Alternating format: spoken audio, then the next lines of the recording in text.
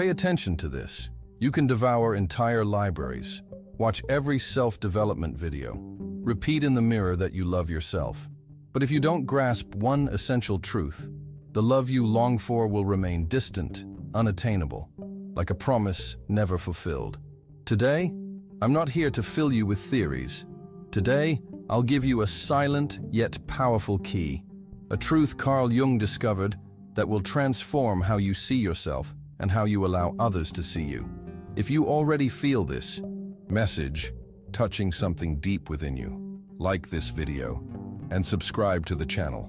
By doing so, you'll not only support this content, but also ensure you receive more tools for your personal transformation. If you're here, it's no accident. Something inside you senses there's a deeper truth to uncover. And no, this isn't just about accepting your shadow or balancing your inner energy. That's only the beginning. What truly matters is how you translate these concepts into real actions, daily decisions, and new ways of inhabiting yourself.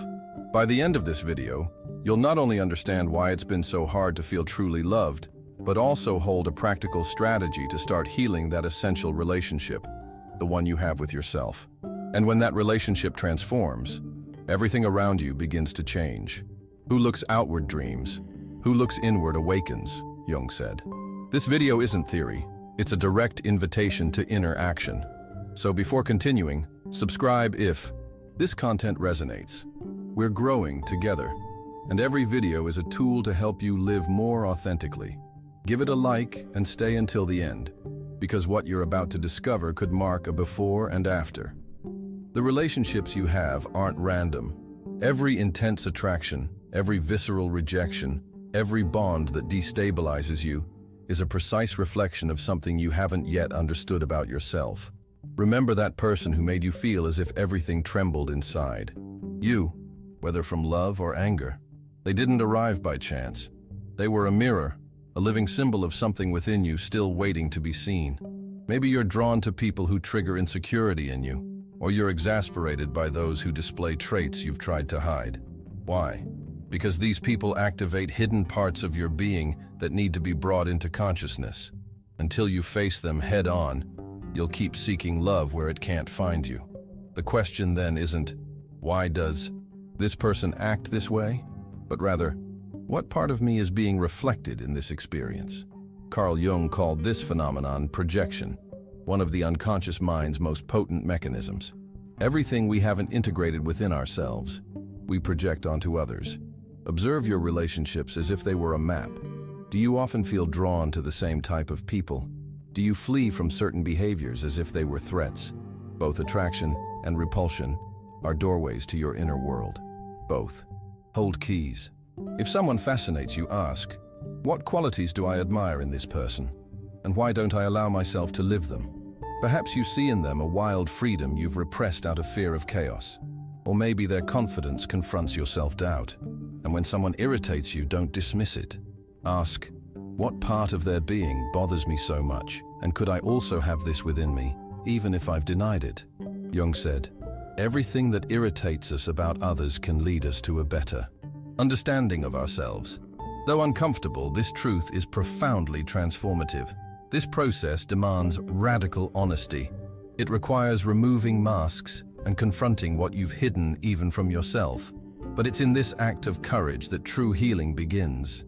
The relationships that shake you the most aren't obstacles. They're teachers.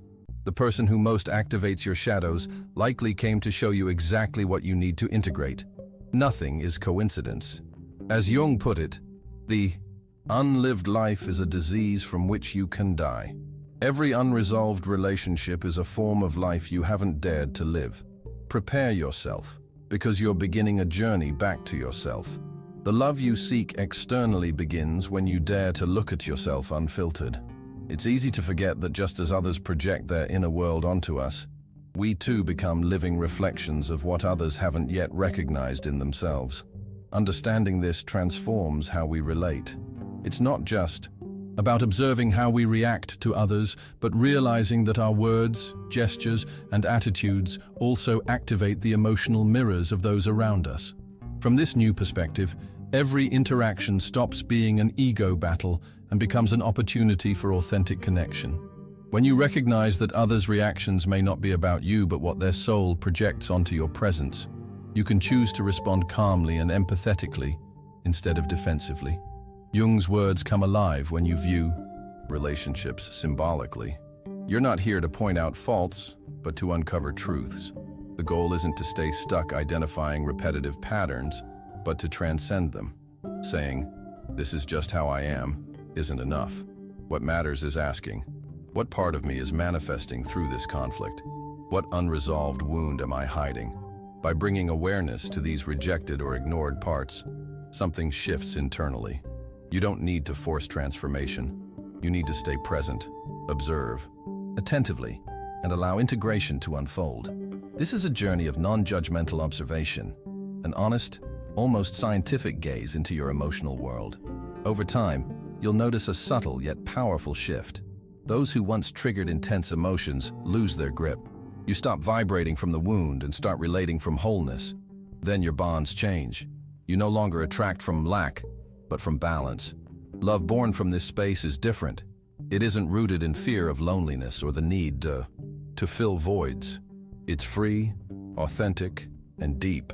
As Jung said, "Become who you truly are, for only from that inner truth can you build healthy relationships where the other isn't a savior or enemy, but a companion in growth." Take a deep breath and ask yourself with total honesty, what part of me am I still hiding out of fear of rejection? That part you silence, repress, or judge is your shadow. Until you embrace it, you'll keep sabotaging your ability to love. The arrogance you criticize, the dependency that bothers you in others, the insecurity you detect, they aren't out there. They're parts of you needing compassionate attention, not guilt. The shadow isn't just darkness. It's also where your unrecognized talents, unexpressed desires, and hidden strength reside. Every harsh judgment of another is a mirror asking you to look inward. Every rejection is a chance to reintegrate what you fragmented. You aren't broken. You're in the process of returning to yourself. Your most intense reactions aren't random. They're luminous signals pointing to your psyche's hidden corners. What you criticize in others often symbolizes what you haven't allowed yourself to see in yourself. Perhaps others' vulnerability unsettles you because you haven't accepted your own sensitivity. Or maybe unchecked ambition irritates you because you've denied your own desire for recognition out of fear of judgment or failure. Jung asserted, "One does not become enlightened by imagining figures of light, but by making the darkness conscious." This makes sense when you realize even your romantic attractions are deeply tied to your shadow. We're magnetized by people who give visible form to what we keep hidden. If you're drawn to authoritative or dominant figures, perhaps a part of you yearns to express power, but has been silenced by repression. If you repeatedly involve yourself with fragile, dependent people, you might be projecting your own need to be cared for. These dynamics aren't coincidences. They're subconscious choreographies your mind has learned as defense mechanisms. This is how relational sabotage operates. You flee before being abandoned because rejection feels unbearable. Or you resist even gentle suggestions from a partner, perceiving them as threats to your freedom. These mechanisms aim to protect, but end up harming what you most wish to build. Integrating the shadow demands radical courage, looking at yourself without masks, judgment, or excuses. When someone triggers an exaggerated emotion, don't react automatically. Instead, ask with loving honesty, where does this exist within me? This isn't about self-blame, but deeper self-knowledge. Understanding your shadow intellectually isn't enough. Create safe spaces to express it. If you've silenced creativity, seek outlets for your art, voice, or intuition. If you've denied emotional needs, allow vulnerability with trustworthy people. Over time, these once hidden aspects become sources of authenticity. What once sabotaged you now strengthens you. A simple yet transformative exercise. Write a letter to your shadow. Acknowledge its existence, thank it for trying to protect you, and declare your readiness to integrate it. This symbolic act can spark profound reconciliation. Here's the beauty. Embracing your shadow expands your light. Accepting what you once denied makes you whole. As Jung said, Wholeness isn't achieved by denying parts of yourself, but by integrating them. This integration lets relationships become spaces for real growth, not emotional refuges. In a relationship where both people show their light and shadow, there's no need to seek missing halves. You come whole. You no longer demand others heal your wounds. Accept and work on them. Love ceases to be a romantic illusion and becomes a shared evolutionary path. Every encounter, disagreement, and disappointment holds a lesson. Nothing is wasted when committed to self-discovery. If you repeat the same relationship patterns, ask, what part of me is creating this reality? If you fear abandonment, you likely carry an unhealed childhood wound. If you seek constant reassurance, maybe you lack an inner foundation. This video isn't about telling you what to do in relationships, but inviting you to see love as a teacher, not a destination, but a process revealing who you truly are. As long as you seek externally what's missing internally, you'll remain trapped in cycles. But if you use love as a transformational tool, everything changes. Relationships are life's most challenging classroom. No other space so precisely reveals what remains unhealed. Everyone entering your life brings a specific lesson, one you'll only grasp if you look inward. Until you integrate that lesson, the pattern repeats. Different faces, same wound. Examine your love history honestly. You'll find no coincidences. You're repeatedly drawn to emotionally distant people, or you become a savior for those who can't stand alone. These aren't fate's mistakes. They're mirrors of your internal wounds crying out to be seen. Attachment theory shows how early childhood bonds unconsciously shape adult love. If love felt unstable or conditional, your nervous system will replicate that pattern because the familiar, even painful, feels safe. Jung clarified, what you deny enslaves you. What you accept transforms you. Love's deepest purpose isn't to guarantee happiness, though it brings joy, but to illuminate your shadows, revealing unintegrated aspects of your being. Intimacy surfaces ancient fears, unspoken needs, and defense mechanisms from childhood. When conflict arises, the transformative question isn't who's right, but what is this revealing about me? Even intense attractions carry hidden messages. We're drawn to what we haven't integrated. If you admire someone's freedom, a part of you may crave liberation. If you're captivated by another's creativity, you might be repressing your own artistic potential. As Jung said, we meet ourselves time and again in 1,000 disguises.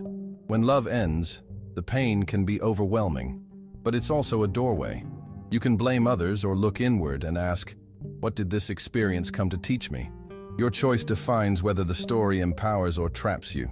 Mature love isn't about completion, but growing together. Challenges become invitations to heal, break limits, and evolve. You don't need a perfect relationship or a partner fulfilling all expectations. Find fulfillment in growth, in knowing yourself through others' reflections. Real change happens when you stop saying, why does this always happen to me? And start asking, why do I keep choosing the same? This question reclaims your power. You're no longer a victim, but the author of your emotional experience. Walking the path of conscious love requires courage, facing uncomfortable truths, dismantling old beliefs, and releasing outdated versions of yourself. The reward? Authentic relationships, deeper self-awareness, and the ability to love from freedom, not need. If you always end up in the same relationships, it's not chance. It's your unconscious speaking, showing what needs healing. Love isn't a destination, it's a mirror. You're called not just to look, but to recognize and transform. If you're drawn to people who make you suffer, it's a sign of unresolved emotional wounds. If you seek validation, it's because you don't feel inherently worthy. Today, you'll learn to identify invisible patterns governing your love life and, crucially, how to break them to create healthier bonds. Toxic patterns don't vanish by changing partners. They're cycles within you. These internal programs formed long before you understood love. If childhood taught you affection must be earned, you'll seek approval in relationships. If love came with criticism or abandonment, you'll feel comfortable in conflict or emotional distance. As Jung said, until you make the unconscious conscious, it will direct your life, and you'll call it fate. Breaking free starts with honest self-examination. Review your love history as an observer. What patterns repeat? Always ending up with unavailable people. Losing yourself in relationships. These aren't coincidences. They're clues. Behind destructive patterns lie unconscious beliefs. Maybe you feel undeserving of loyalty, attracting betrayal. Or you believe you can't lead your life, ending up with controlling partners. These beliefs magnetize confirming situations. Neuroscience confirms psychology's intuition. These patterns aren't just mental, they're neurological. Changing them requires intention, awareness, and new experiences contradicting old scripts. A powerful exercise. Observe emotional triggers. What situations spark disproportionate reactions? A delay making you feel abandoned? A comment spiraling into insecurity? These reactions spotlight your deepest wounds. Healing begins when you stop expecting others to change and take responsibility. Not to blame yourself, but to reclaim power. While you see yourself as a victim, you're trapped.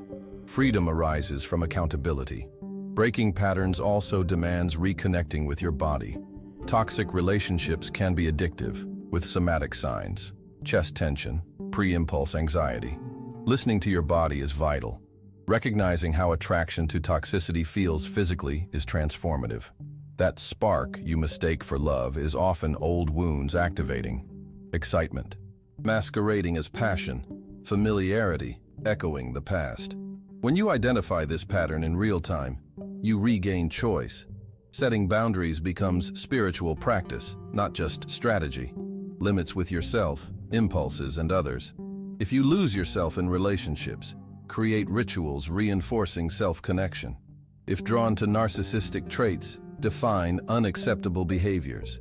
Boundaries aren't walls, they're bridges to self-love. As Jung said, what you deny enslaves you. What you accept transforms you. Acknowledging attraction to toxicity isn't weakness, it's awareness, and that's power. Real transformation begins when you choose the new, even when your body pulls toward familiarity.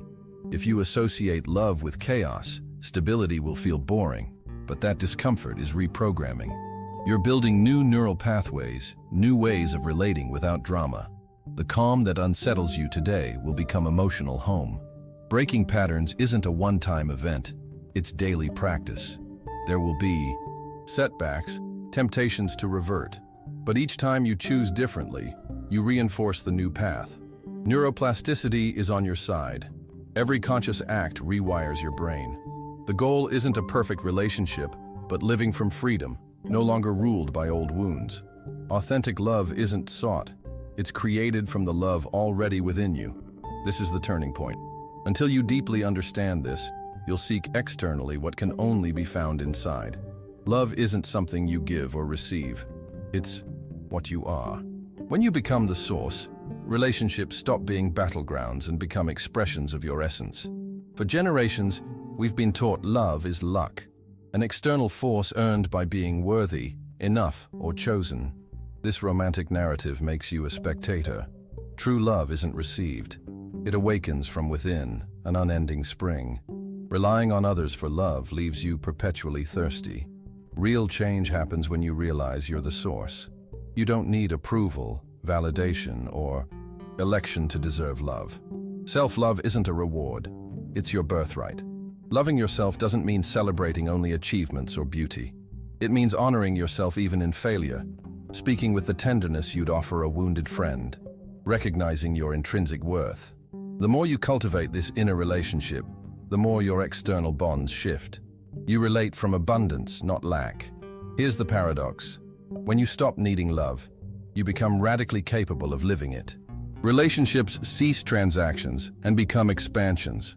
You're not seeking completion. You're sharing wholeness. You don't depend on others to heal, though you grow alongside them. This inner shift transforms who you attract. When you operate from lack, you magnetize wound activators. When you live from fullness, you resonate with those honoring your integrity. This isn't narcissism. Narcissism masks emptiness. Real self-love springs from embracing your humanity, shadows, and all. When you view yourself compassionately. You see others clearly, no longer projecting unresolved wounds. A transformative practice, conscious self-compassion. When fear, sadness, anger, or shame arise, and they will, don't push them away. Welcome them as parts of you. As Jung said, you don't become enlightened by imagining light, but by making darkness conscious. Radical acceptance of your feelings changes your inner world, which inevitably transforms the external. Remember, love isn't a place you arrive. It's a daily practice. Some days, self-love feels hard. The inner critic returns. That's okay. Every time you choose reconnection after disconnection, you strengthen authentic love. Then something magical happens. You stop seeking love as a missing piece and realize it's always been there, like a fish desperately seeking the ocean, unaware it's already swimming in it. You're submerged in love, always. Your task isn't to find it, but to allow it. Recognize it. Express it first to yourself, then naturally, to the world. If this resonated, tell me in the comments. Have you ever felt you sought externally what was always within? I'd love to hear. And if you haven't yet, subscribe and like so this message reaches more who need it. This community grows with you. This has always been the sage's great secret. Love isn't something you do, it's what you are. When you live this truth, every bond reflects your deepest essence. Love isn't a reward for perfection. It's a state awakened by full self-acceptance. No one can love you as you can learn to love yourself. And when you grasp this, love stops being a search and becomes your most natural way of existing.